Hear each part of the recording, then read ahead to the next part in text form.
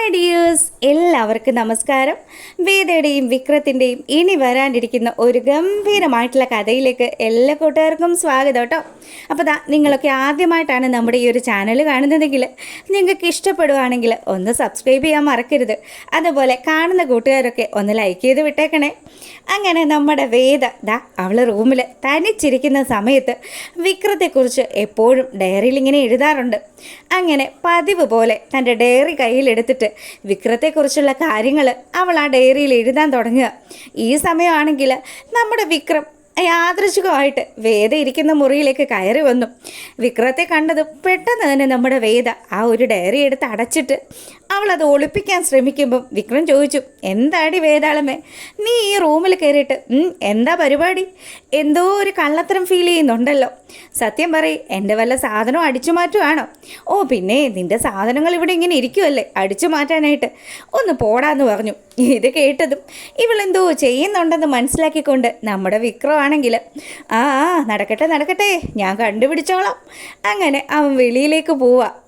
വിക്രം പോയെന്ന് മനസ്സിലാക്കിയിട്ട് വേദത അവളുടെ ആ ഡയറിയിൽ നമ്മുടെ വിക്രത്തെക്കുറിച്ച് എഴുതാൻ തുടങ്ങി.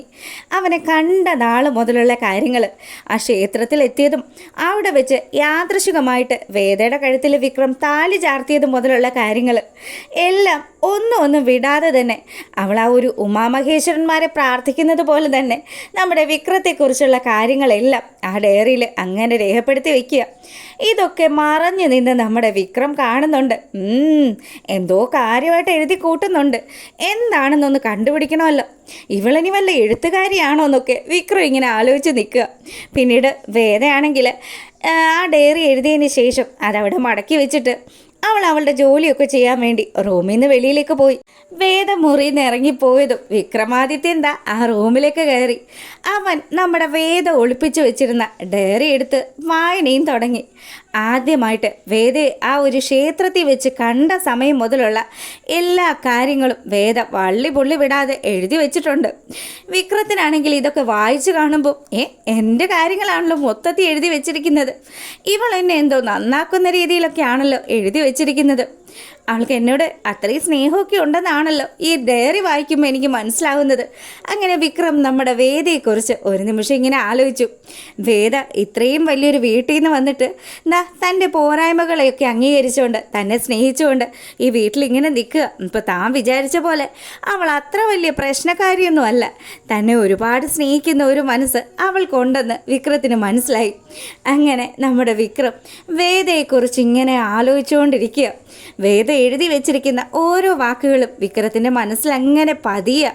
അങ്ങനെ വേദയെക്കുറിച്ച് ചിന്തിച്ച് വിക്രം അവിടെ അങ്ങനെ ഇരിക്കുമ്പോൾ നമ്മുടെ കമല അങ്ങോട്ട് വന്നു. മോനെ വിക്രം, നീ എന്താലോചിച്ചുകൊണ്ടിരിക്കുക? ഒന്നുമില്ലമ്മേ, ഞാനൊരു കാര്യം ഇങ്ങനെ ചിന്തിച്ചുകൊണ്ടിരിക്കുമായിരുന്നു.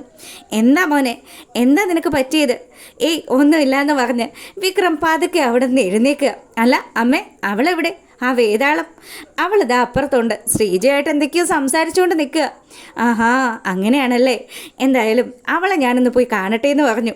അപ്പോൾ വിക്രത്തിൻ്റെ മനസ്സിൽ മുഴുവനും വേദ ഡയറിയിൽ എഴുതിയ കാര്യങ്ങളായതുകൊണ്ട് തന്നെ വിക്രത്തിന് വേദയെ കാണണമെന്ന് തോന്നുക. എന്നാലും അവൾ എങ്ങനെയായിരിക്കും എന്നെ ഇത്രയും സ്നേഹിക്കുന്നത്? അവൾക്ക് എങ്ങനെ എന്നെ ഇത്രയും സ്നേഹിക്കാൻ സാധിക്കുന്നത്? ഒരു വാശിപ്പുറത്ത് ഞാൻ അവിടെ കഴുത്തിലൊരു താലി കെട്ടി, അതല്ലാതെ അവളും ഞാനും തമ്മിൽ എന്തെങ്കിലും ബന്ധമുണ്ടോ? എത്ര പ്രാവശ്യം ഞാൻ അവളെ ഈ വീട്ടിൽ നിന്ന് ആട്ടിപ്പായിക്കാൻ നോക്കിയതാ. നമ്മുടെ വിക്രത്തിൻ്റെ മനസ്സിൽ മുഴുവനും കുറ്റബോധം കൊണ്ട് നിറയുകയാണ്. വേദ എന്ന് പറയുന്ന അത്രയും നന്മയുള്ളൊരു പെൺകുട്ടിയാണ് തൻ്റെ വീട്ടിൽ വന്നു കയറിയതെന്ന് കൂടെ കമല പറയുന്നുണ്ടെങ്കിലും വിക്രം അതൊന്നും മനസ്സിൽ വിചാരിച്ചിട്ടേ ഉണ്ടായിരുന്നില്ല. അങ്ങനെ നമ്മുടെ വിക്രം വേദയുടെ ആ നന്മകളൊക്കെ തിരിച്ചറിഞ്ഞ് വേദയെ സ്നേഹിക്കാൻ ഒരുങ്ങുകയാണ്. അവൻ്റെ മനസ്സിലിപ്പോൾ നമ്മുടെ വേദയുണ്ട്. അങ്ങനെ വേദയെ കാണാൻ വേണ്ടിയിട്ട് വേദ അവിടെ അടുക്കളയിൽ നിൽക്കുന്ന സമയത്ത് വിക്രം അങ്ങോട്ട് ചെല്ലുക. അപ്പോൾ വേദയാണെങ്കിൽ, ശ്രീജേടത്തി എന്താ ഇന്ന് കറി ഉണ്ടാക്കുന്നത്? ശ്രീജേടത്തി എന്നെയും കുറച്ച് പാചകമൊക്കെ പഠിപ്പിച്ച് തരണം കേട്ടോ. എനിക്ക് ശരിക്കൊന്നും ചെയ്യാനൊന്നും അറിയില്ല. അതിനെന്താ വേദ, നിനക്ക് എന്ത് ജോലി ചെയ്യാനാണെങ്കിലും നീ ശ്രീജേടത്തിയെ വിളിച്ചാൽ മതി, ഏട്ടത്തി നിന്നെ ഹെൽപ്പ് ചെയ്യാം. ഇതൊക്കെ കേട്ടുകൊണ്ട് നമ്മുടെ നന്ദിനി തമ്പുരാട്ടി അങ്ങോട്ട് വരികയാണ്. നന്ദിനി വന്നതും ശ്രീജേടത്തിയാണ് ഇവളെ എടുത്ത് തലയിൽ വെച്ചിരിക്കുന്നത്. എൻ്റെ ഏട്ടത്തി ദേ വിക്രത്തിന് പോലും ഇവളെ വേണ്ടാന്നുള്ള മൈൻഡാണ്. അതിനിടയ്ക്ക് ഏട്ടത്തിയായിട്ട് എന്തിനാ ഇവളെ ഇങ്ങനെ തലയിൽ കയറ്റി വെക്കുന്നത്? അച്ഛൻ പോലും പല പ്രാവശ്യം പറഞ്ഞു വേദയെ അവളുടെ വീട്ടിൽ കൊണ്ടുപോയി ആക്കാനായിട്ട്. എന്നിട്ടും ആരെങ്കിലും ഇതൊക്കെ കേൾക്കുന്നുണ്ടോ? ഇവിടെ ഞാനൊരുത്തി മാത്രമുണ്ട്. എല്ലാ കാര്യങ്ങളും ഇങ്ങനെ കേട്ടും അറിഞ്ഞും എനിക്ക് സഹിക്കാനേ പറ്റുന്നില്ല. എന്തൊക്കെയാണോ ഇവിടെ നടക്കുന്നതെന്ന് പറഞ്ഞ് നന്ദിനി എപ്പോഴും പറയുന്നത് പോലെ വേദയെ പഴിയും പറഞ്ഞ് അവിടുന്ന് പോവുക. നന്ദിനി പോയതും മോളന്ന് കാര്യമാക്കണ്ട കേട്ടോ എന്ന് പറഞ്ഞ് നമ്മുടെ ശ്രീജ വേദയെ സമാധാനിപ്പിക്കുക. എനിക്കതൊന്നും പ്രശ്നമില്ല. ഇപ്പം നന്ദിനി ഏട്ടത്തിയുടെ വായിന്ന് രണ്ടെണ്ണം കേട്ടില്ലെങ്കിൽ ആ സമാധാനക്കേടും. അങ്ങനെ ചേട്ടത്തിയും അനിയത്തിയും കൂടി തുണികളൊക്കെ തിരുമ്മി അടയിൽ വിരിക്കുന്ന സമയത്ത് നമ്മുടെ വിക്രം വന്നു. അല്ല, ജോലിയൊക്കെ തീർന്നോ? ഞാൻ എന്തെങ്കിലും ചെയ്ത് സഹായിക്കണോ? എന്താ വിക്രമാദിത്യൻ ചേട്ടനിപ്പോൾ പെട്ടെന്നൊരു സ്നേഹം? ഒന്നുമില്ല, എന്തെങ്കിലും സഹായിക്കണമെങ്കിൽ ഞാൻ സഹായിക്കാമെന്ന് പറഞ്ഞതേ ഉള്ളൂ. തൽക്കാലം ചേട്ടൻ്റെ സഹായമൊന്നും ഇവിടെ ആവശ്യമില്ല. അല്ല, ഇന്ന് പുറത്തേക്കൊന്നും പോയില്ലല്ലോ. ഇന്ന് ഫുൾ ടൈം റൂമിൽ തന്നെ ആയിരുന്നല്ലോ. ആ റൂമിൽ ഇരുന്നത് കൊണ്ടാണല്ലോ ചില കാര്യങ്ങളൊക്കെ കണ്ടെത്താൻ സാധിച്ചത്. നമ്മുടെ വിക്രം വേദയെ തിരിച്ചറിയാണ്. അപ്പോൾ ഇഷ്ടമായാൽ ലൈക്ക് ചെയ്യണേ.